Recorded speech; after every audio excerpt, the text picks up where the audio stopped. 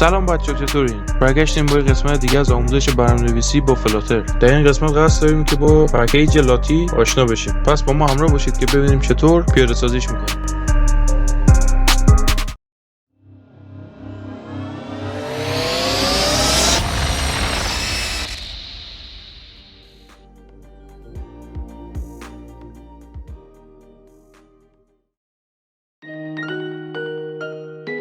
یک دایرکتوری به اسم asset در پروژه ایجاد می‌کنیم.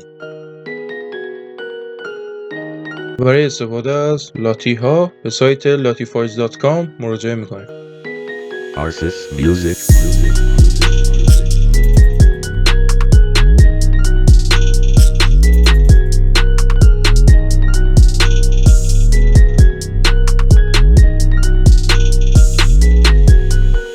فایل لاتی رو انتخاب می‌کنیم.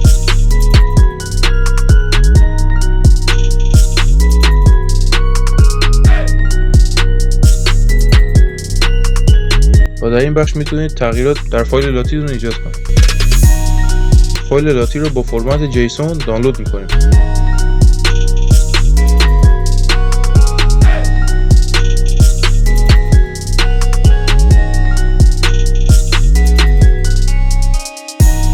و اون رو در دایرکتوری asset در اندروید استودیو قرار میدیم.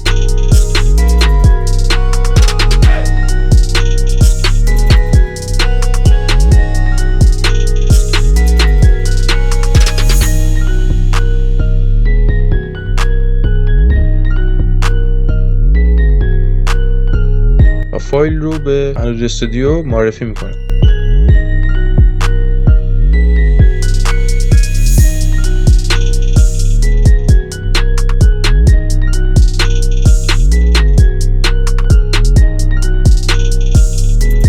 نکته مهم برای استفاده کردن از فایل لاتی حتما باید یک بار برنامه رو متوقف و دوباره استارت بگیرید.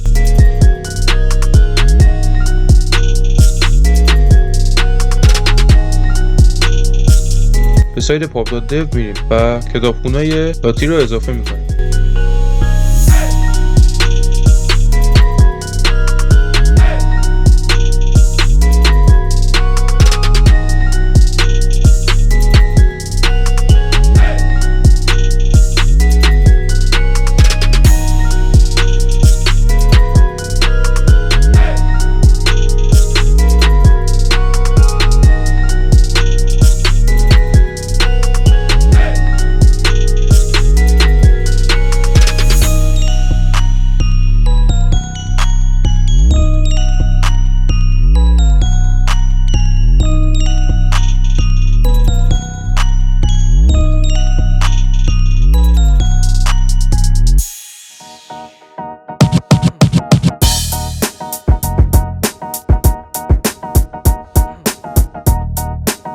همونطور که میبینید دستور سایت رو کپی میکنیم و در برنامه پیاده سازی میکنیم.